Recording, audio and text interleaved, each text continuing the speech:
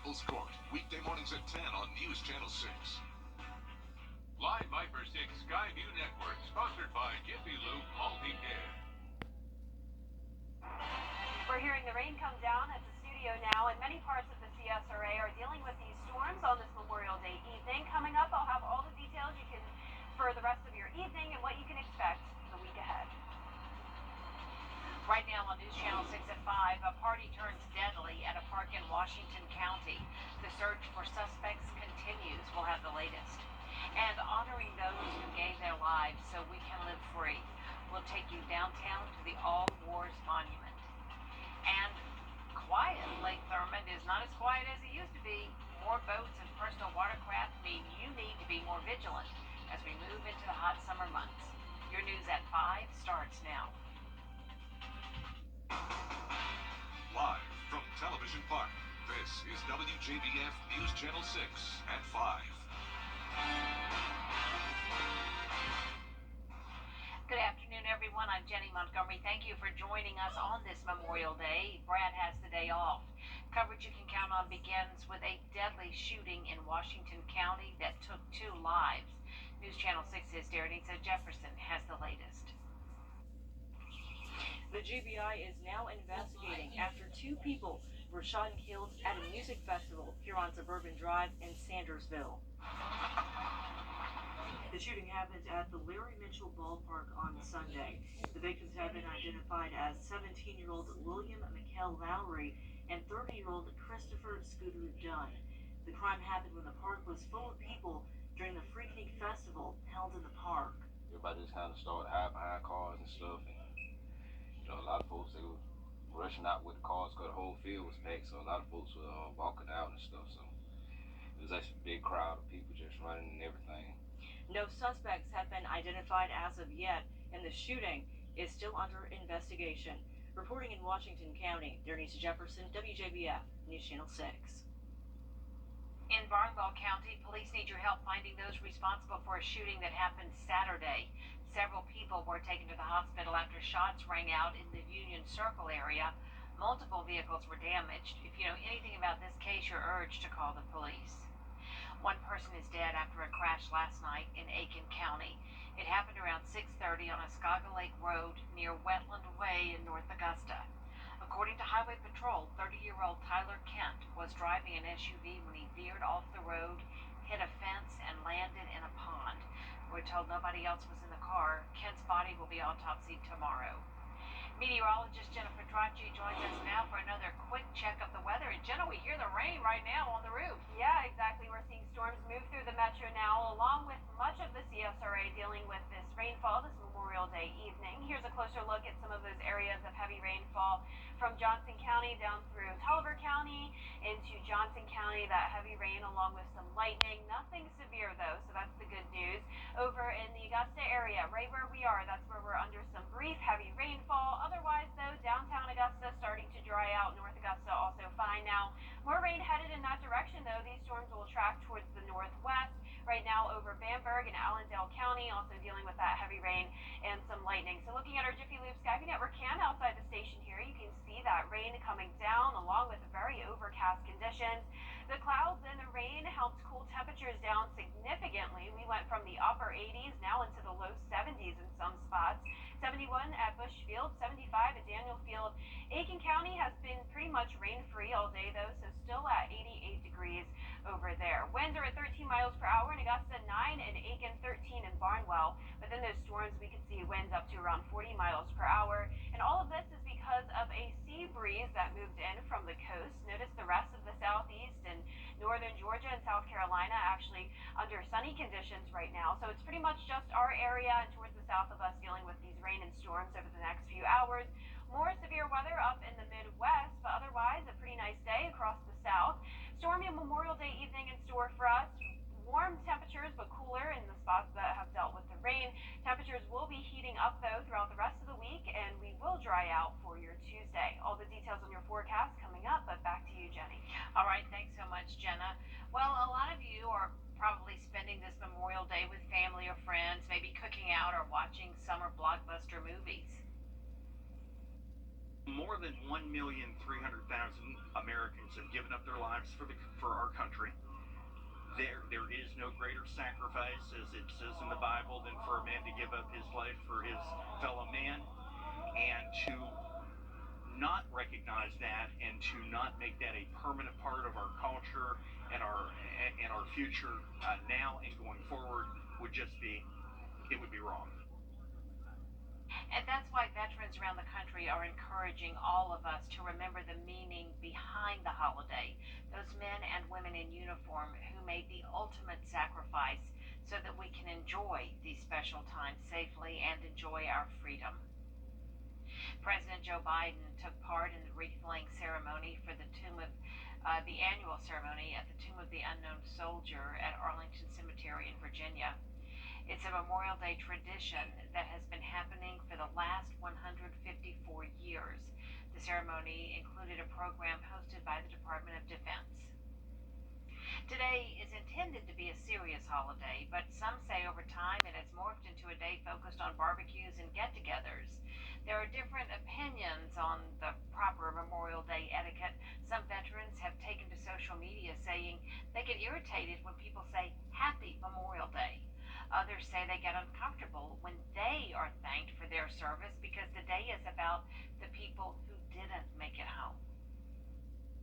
You know, Memorial Day really is just a day that the United States has declared as a day of reflection for all those who have given the ultimate sacrifice for their country. So it's a day of reflection. It's a day that we establish so that we don't forget. Memorial Day is one of the few days flags are ordered to fly at half staff, then full staff. It should be flown at half staff from sunrise until noon only, then raised briskly to the top of the staff until sunset. Voters making their way to Clarks Hill today for Memorial Day. News Channel 6's Nikita Dennis is live there now to tell us how voters are staying safe on the water. Nikita? That's right, I'm here at Clarks Hill Lake, and Memorial Day has brought in plenty of boaters and jet skis. Well, in order to do that, you gotta know what safety precautions to take. I spoke with Captain John Gridley with CITO, and he says the capacity of boaters today is nothing like he's seen before. I've been doing this for 14 years. Saturday was probably the busiest I have ever seen it.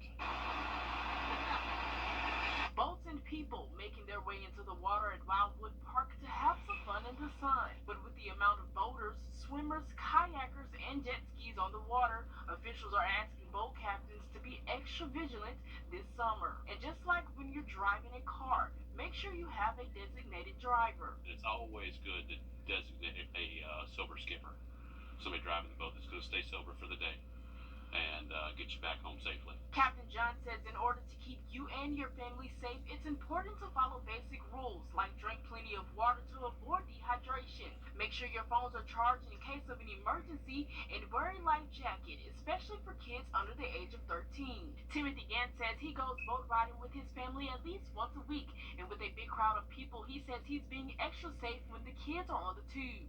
Big difference in the day is just all the boats, and the water gets a lot more choppy. So you just got to be aware of all the boats around you. Make sure you have a spotter, because of course if the kids fall in the water, there's so many boats coming so fast, you got to make sure you get turned around. Gant says if you're boating for the first time, there are some important things to look out for. Always make sure your plug's in your boat. That's key. You don't want it to sink. Make sure it's running. Make sure you have plenty of fuel, and just always, you have a way that you have to pass. Always go to the right. Each boat knows go to the right. Now, the DNR for both Georgia and South Carolina, as well as the Columbia County Sheriff's Office, patrol these waters frequently. So you want to make sure you have the correct number of life jackets on board, as well as an up-to-date fire extinguisher and an up-to-date registration. Live in Abilene, I'm Nikita Dennis, WJBF News Channel 6. Great, thanks so much, Nikita. Today kicks off South Carolina's 100 Deadly Days of Summer. It runs through Labor Day, and now a new task force is helping Highway Patrol do its part to make the roads safer. Kimberly Brown explains. Preventing accidents over the Memorial Holiday weekend starts with the person behind the wheel.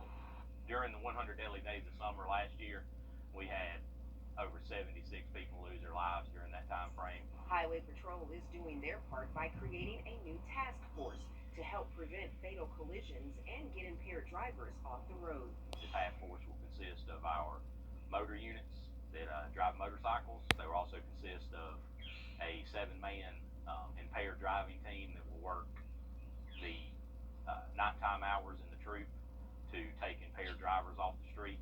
That task force will also include the Criminal Interdiction Unit. They will patrol the interstate searching for drugs and weapons.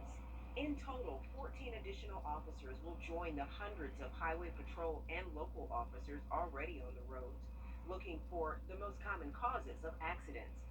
The primary reasons we see for the serious injury and fatality collisions in this troop in the upstate is speeding, failure to yield right away, pulling out of a stop sign or a red light in front of a car, or changing lanes improperly, not using your signals, not checking behind you.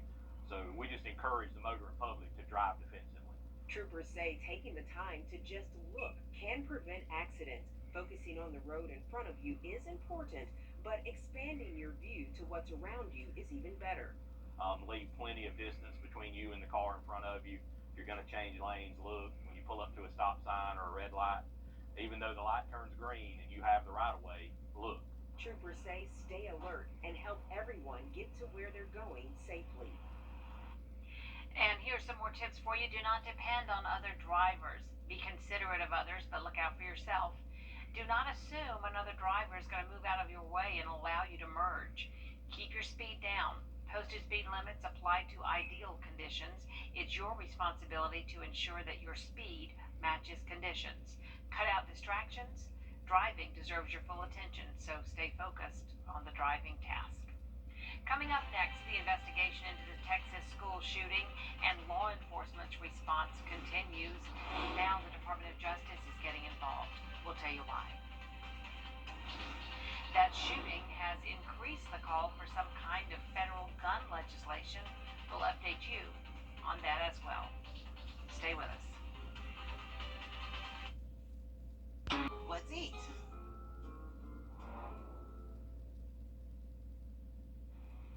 Now on to the Robb Elementary School massacre and the growing questions surrounding law enforcement's response. The Department of Justice opening a review into the shooting. All this as President Biden visits grieving families and survivors in Texas.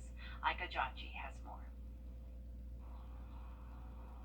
Today, as the Department of Justice conducts a review of the law enforcement response to the deadly shooting at Uvalde, Texas, new video obtained by ABC News shows the frantic moments after the gunman opened fire inside Robb Elementary, killing 21 people, including 19 children. Law enforcement officers seen breaking windows, trying to get children out of the school.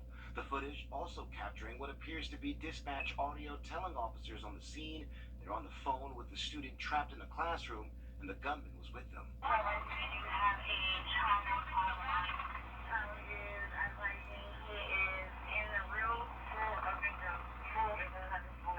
She identified herself, whispered, she's in room 112.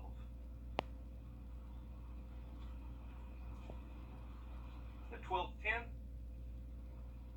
she called back in room 12, advised her multiple dead.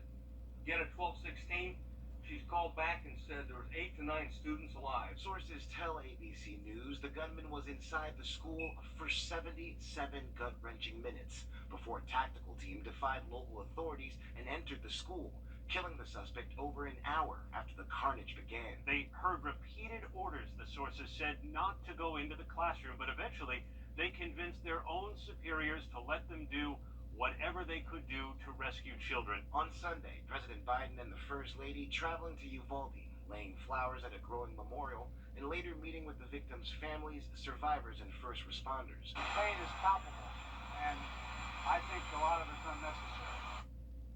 Now, the DOJ review is not a criminal investigation. The department says a report will be issued publicly once the review is finished, and they'll be looking into the actions of law enforcement to determine what worked and what failed. Wjbf, ABC News, Washington. Following that deadly shooting, the pressure is growing for Congress to act on gun control legislation. Lawmakers are signaling they're working on a bipartisan bill in what's being called serious negotiations in an attempt to find common ground. President Biden, who earlier this year called on Congress to pass gun control legislation, says he believes Republicans blocking progress on the issue will this time take a hard look. Pain is palpable, and I think a lot of it's unnecessary. It makes no sense to be able to purchase something that can fire up to 300 rounds. Another proposal was to raise the legal age to purchase a gun to 21, something Governor Rick Scott signed into law following the school shooting in Parkland, Florida. One election down in Georgia, another to go before November. The issues driving you to the polls? We'll tell you what state lawmakers say is the reason behind the record turnout last week.